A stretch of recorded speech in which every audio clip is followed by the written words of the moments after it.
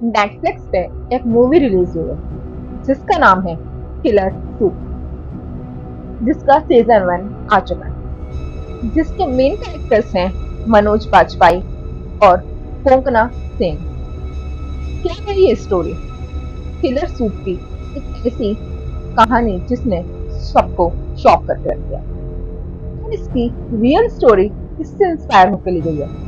क्या थी वो रियल स्टोरी जिसने पूरे हिंदुस्तान को झंझोर के रख दिया? आइए जानते हैं। The real case of killer soup.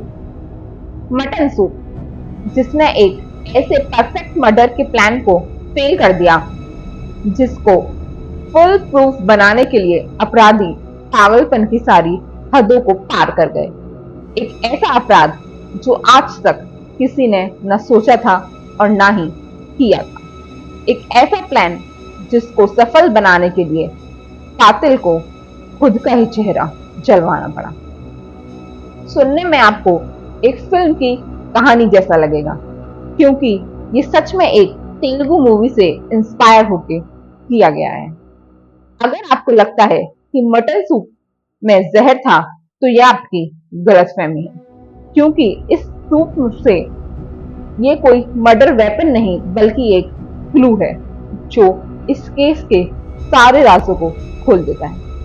नमस्कार दोस्तों, क्राइम के रहस्य में आपका स्वागत है।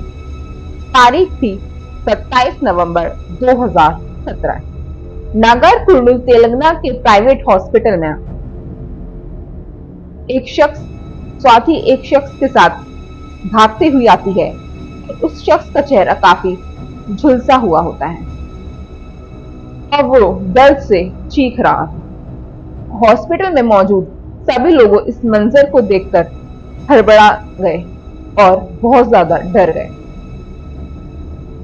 स्वाति बहुत ही हड़बड़ाई हुई और घबराहट से आती है और कहती है कि इस शख्स का जिसका चेहरा जला हुआ है वो कोई और नहीं बल्कि मेरे पति सुधाकर रेड्डी हैं, जिन पर कुछ लोगों ने अटैक कर पेट्रोल डाल के आग लगा दी।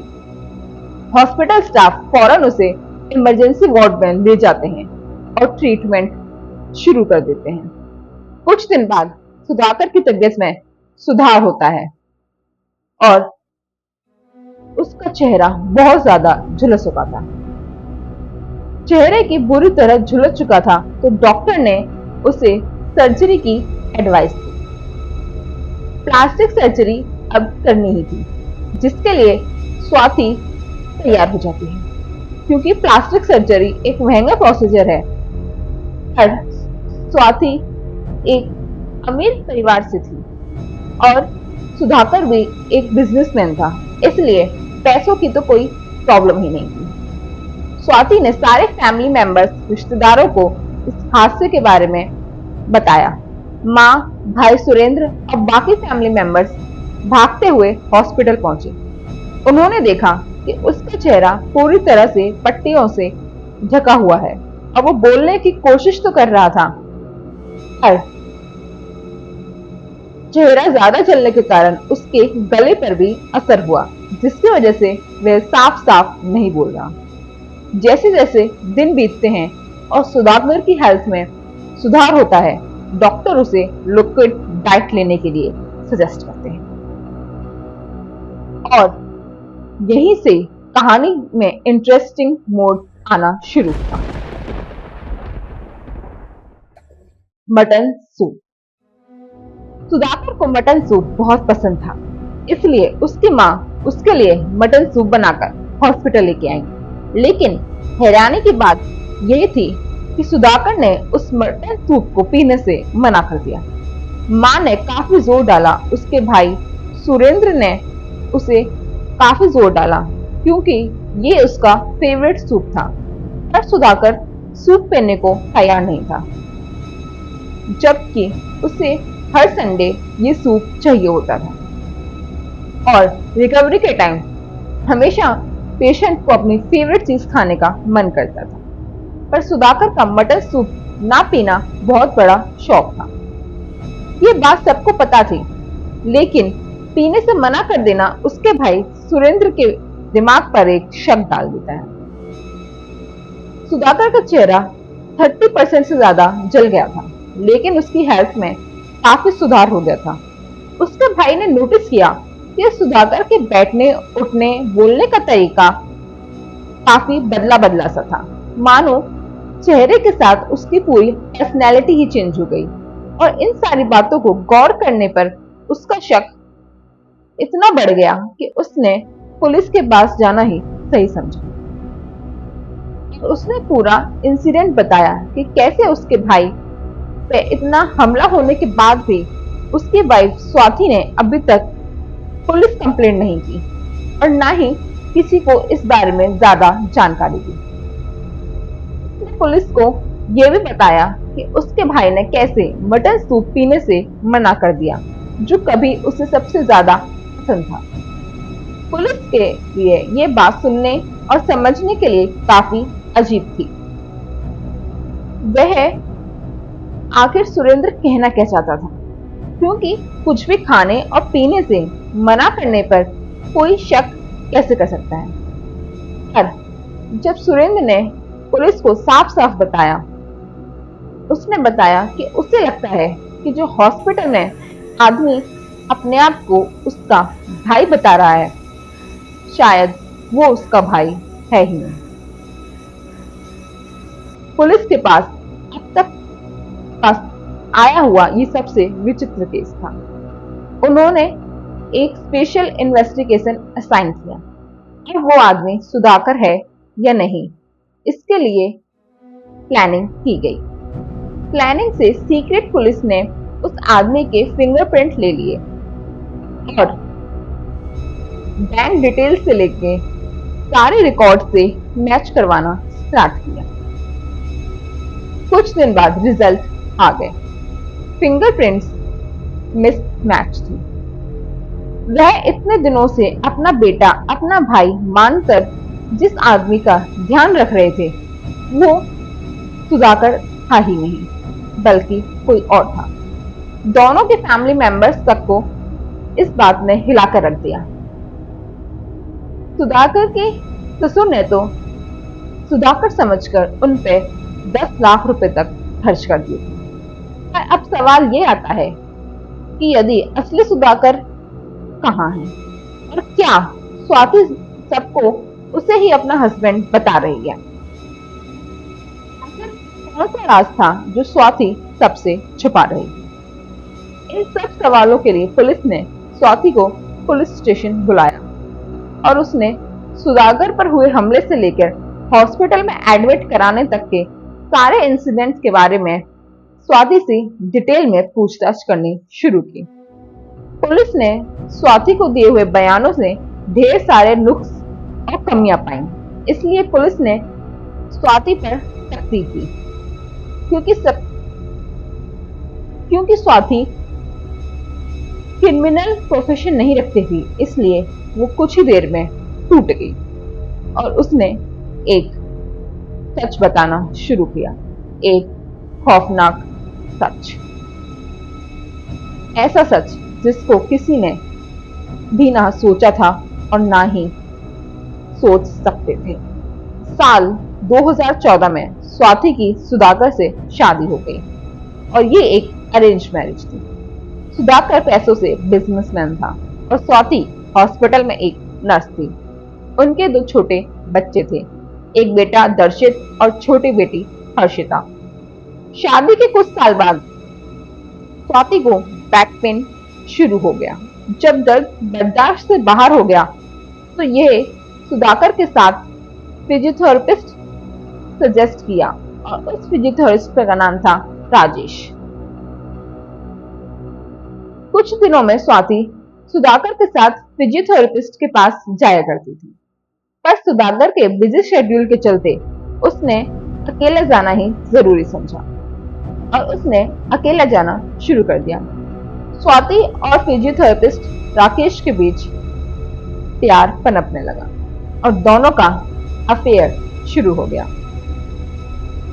इनको अपने प्यार पर इतना विश्वास हो चुका था और ये एक दूसरे के बिना रह ही नहीं सकते थे और एक दूसरे को पाने के लिए ये किसी भी हद तक जा सकते थे। स्वाति की मैरिड लाइफ बिल्कुल नॉर्मल थी, इसलिए वो सुधाकर से डिवोर्स लेने का सोच ही नहीं सकती थी। उस पर कोई स्ट्रॉन्ग रीजन ही नहीं था कि वो सुधाकर से डिवोर्स ले सके, और यदि वो डिवोर्स लेती भी तो सुधाकर की प्रॉपर्टी से उसे हाथ धोना पड़ता, जो कि एक अच्छी खासी प्रॉपर्टी थी।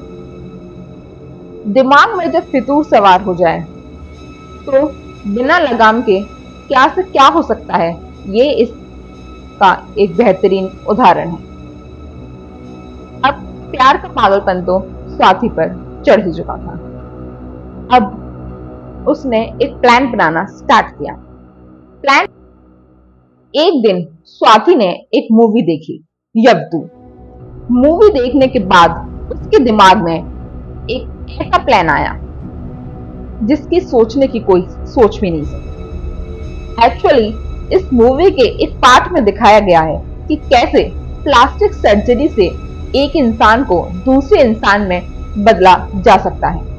दोनों ने मिलकर उस फिल्म को 20 से ज्यादा बार देखा और उसके बाद बेहिसाब सनक वाली स्वाति ने एक ऐसा प्लान बनाया जिस पर आपको जल्दी विश्वास ही नहीं होगा।